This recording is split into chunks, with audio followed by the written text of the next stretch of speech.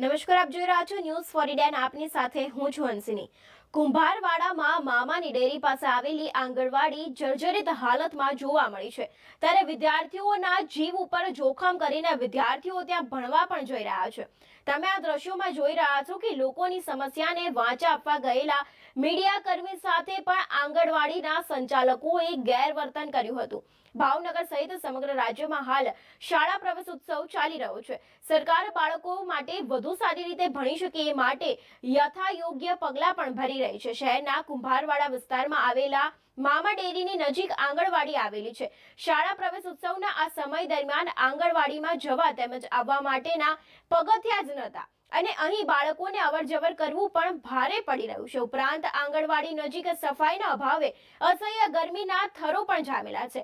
અહીંયાના સ્થાનિક લોકો ગંદકી અને અવ્યવસ્થાથી ત્રાહિમામ પોકારી ઉઠ્યા છે।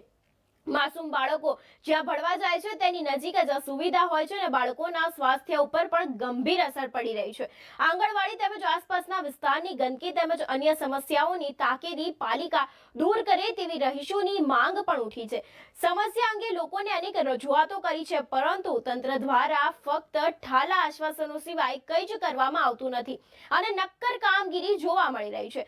તંત્રના જવાબદાર અધિકારીઓની આંખ ક્યારે ખુલે તે હવે જોવાનું રહ્યું। ત્યારે વાત કરીએ રહીશોએ પોતાની સમસ્યા મીડિયાના માધ્યમથી સરકાર સમક્ષ પહોંચાડવા માટે મીડિયા કર્મીઓને બોલાવ્યા હતા। આ તકે ઉશ્કેરાયેલા આંગણવાડીના મહિલા કર્મચારીઓ દ્વારા મીડિયા કર્મી સાથે પણ ગેરવર્તન કરવામાં આવ્યું હતું અને તેમને પણ અપશબ્દો બોલવામાં આવ્યા હતા। ત્યારે આંગણવાડીના જે જર્જરિત દ્રશ્યો છે તમે લોકો જોઈ શકો છો કે તેનાથી વિદ્યાર્થીઓના ભવિષ્ય ઉપર જોખમ ટોળાઈ રહ્યું છે।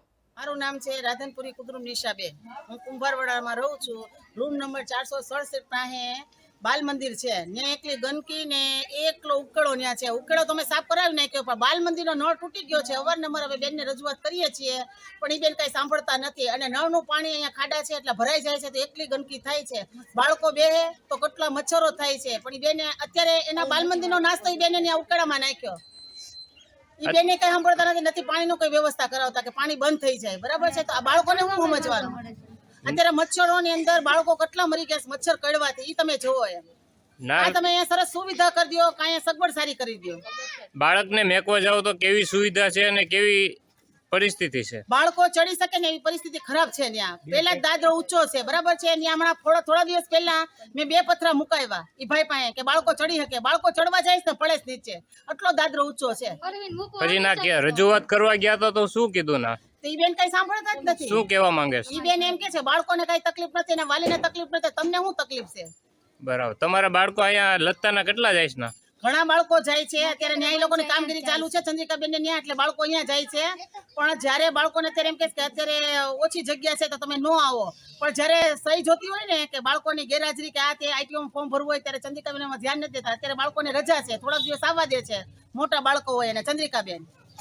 પછી તમારી માંગ પૂરી નહીં તો તમે શું કરશો આગળ? આગળ પગલા લેશું। કઈ જગ્યાએ શું સમસ્યા છે? શું સમસ્યા છે? સમસ્યા કાંઈ નથી, આ બાલ મંદિર છે અને બાળકોને મૂકવા જાવીને તો બાલ મંદિરના દાદરા એકે હારા નથી। ચંદ્રિકાબેનને કેટલી ફેર રજૂઆત કરી કે તમે સરખું કરાવો, તો કે અમારું કાંઈ ન હાલે, અમારું માનતા નથી। સરકાર એમનું ન માને, એ સરકારી નથી તો એ નથી માનતા એને। જ્યારે મૂકવા જાય ને તો 3 ફેર મારો છોકરો પડી ગયો। આઈટીઆઈનું ફોર્મ ભરવાનું કીધું ને તો ચંદ્રિકાબેન ડેલી મારો છોકરો જાય છે, લતાળાને બધાને ખબર મૂકવા આવતું, આઈટીઆઈનું ફોર્મ મને ન ભરી દીધું।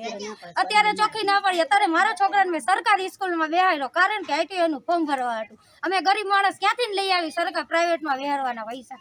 ખૂટિયાને નાસ્તો આવે, નાસ્તો વધારે ખૂટિયાને ખવડાવે, ખૂટિયા વજનથી નળ તૂટી જાય તો એમ કે તમે તોડ્યો। એટલે અમે કઈ હું એદા જોઈએ કે બાલ મંદિરના છોકરા હાટું અમે નળ તોડી નાખવી? ઉકેડો બંધ કરી દીધો, અમારે મૈયત થઈ ગયું છે। અમે કેટલા 15 દી થી ઉકેડો બંધ કરી દીધો, તો મન પડે એમને હાકી લીધા અત્યારે બોલવા ગયા ને તો શું કહે છે? તમે ઈ કે તોડી નાખ્યો, પોતાનો નળ તૂટી ગયો છે તો એમને રજૂઆત ન કરે? અત્યારે બાળકને મેકવા જાવ કેવી પરિસ્થિતિ છે? ગંદકીમાંથી હાલવું પડે। ગંદકી હોય ને ગાયું ખૂટિયા બેઠા હોય, ફરીને જાય તો ન્યાય એટલો ત્રાસ છે, તમે મચ્છર નહીં જોઈ શકો। બોલવા માંડે છે. બેનને રજૂઆત કરાવી તો શું કીધું? બેન એમ કે અમે રજૂઆત કરી છે, થાશે થાશે થાશે એમ કરે છે. ઓકે. અને ટેલર તમે લખાવો તો સરકારી કોનું છે? રસ્તો ઈ લોકોની બાલ મંદિર સામે રહે છે, બરાબર. પછી બેન બે બીજા છે વિડિયો ઉતારે છે ને અમને ધમકી દે છે કે તમારો વિડિયો અમે વાયરલ કરી દેશું, બરાબર છે. તમે ત્યાંની રસ્તાની હાલત જો ચંદ્રિકાબેન મન પડે એમ બોલવા માંગે છે. તમે રજૂઆત કરવા ગયા હતા, શેની કરવા ગયા હતા બેન પાસે? બેન પણ એટલું જ કહેવા ગયા હતા કે અમારા બાળકો ચડી નથી શકતા, તમે ખાલી આ વ્યવસ્થા કરાવો. તો અમને એમ કીધું કે તમે લોકો અહીંયા કરાવો, તમે રસ્તામાં લતામાં રહ્યો તો લતાળા બે ટ્રેક્ટર નખાવો. અમે ટ્રેક્ટર નખાવી કે બાલ મંદિર વાળા નખાવે? આ કેન્દ્ર કેટલા વર્ષથી અહીંયા ચાલુ છે? 2 વર્ષ 2 વર્ષથી છે, 2 વર્ષથી તકલીફ છે પણ કાંઈ કરવું નથી એમને. અને 3 વર્ષ થઈ બોલીને અને નાસ્તો આવે ને કંઈક સારું સારું તો એમના ખીચાની બધું ભરી લે, બાકી અમને કાંઈ વસ્તુ મળે નહીં. કૂતરું 3 દિવસ પડ્યું રહ્યું અહીંયા મરી ગયેલું, અમારે લતાવાળાએ નખાયું પણ ચંદ્રિકાબેને ન નખાયું. નિંબા છે અહીંયા, ચંદ્રિકાબેન ને નિંબા વેચે તો 3 દિવસથી કૂતરાની વાસ નો આવે, બાળકોના નાકમાં એની વાસ નો જાય, વચ્ચે માંદા ન પડે, બસ એને એના ખીચા જ ભરવા છે, ધ્યાન તો કઈ દેવું જ નથી કોઈ વસ્તુ. તમારી માંગ પૂરી નહીં થતો તો તમે શું કહેશો અમે બેન? કરશું, અમે આ પેલા રસ્તો બંધ કર્યો હતો, પાણીની માંગ નહોતી પૂરી થઈ તો અમે રસ્તો બંધ કર્યો હતો. બાળકો માટે અમે બધું કરવા હા, તૈયાર બધું છીએ. અમે મરવા તૈયાર થઈ, જે આંદોલન કરશું બાળકો માટે. કર્યું હતું અમે આંદોલન, પાણીની સમસ્યા હતી ને અમે રસ્તો બંધ કરાયો હતો. બાળકો માટે આંદોલન યોગેન્દ્રસિંહ ચુડાસમા ધોળેલા કઈ જગ્યાએ રહ્યો છો અને શું સમસ્યા છે? કુંભારવાડા 463. સમસ્યા શું છે કાકા? સમસ્યા અમારે એ છે કે અહીંયા છે ને કચરો બધા નાખે છે અને તમને કહું કેન્દ્ર પાસે છે, બાળકો છે, હવે એને તમને કહું બીમારી લાગે સમજ્યા, અને નળ બળ તૂટી ગયા છે, કોઈ રિપેર કરવા આવતા નથી. અને અહીંયા અમને 2 ટ્રેક્ટર નખાવી દે તો એને હાલવાનો રસ્તો થઈ જાય. છોકરાને કેવી પરિસ્થિતિ છે જવા માટે અને આવવા માટે? છોકરાઓને પાણીમાં ગારામાં થઈને જવું પડે. કેટલા સમયથી છે આ? આ તો ઘણા સમયથી છે, ચોમાં હું બેઠું ત્યારથી છે. બરાબર. આ કેન્દ્રને મેડમને રજૂઆત કરવા ગયા હતા તો શું કહે છે મેડમ લોકો? હવે એ લોકો કોઈ જવાબ નથી આપતા. કેવો જવાબ આપે છે તમને? એમ કે અમે કરશું એમ કે છે. રજૂઆત કરી છે નળની. ઓકે. રજૂઆત કરી છે. આ બેનને અમે કીધું, આ કેન્દ્ર વાળા બેનને કીધું. શું નામ છે કેન્દ્ર અકાલી બેનનું નામ? નિંબા. નિંબા. એ શું કહેવામાં આવે છે? ઈ કે અમે ઉપર રજૂઆત કરી છે 3 ફેરી રજૂઆત કરી છે, 3 ફેરી. પણ એ કોઈ આ જો આ તમને કહું લાઈને તૂટડી છે, તમે જુઓ. Okay okay.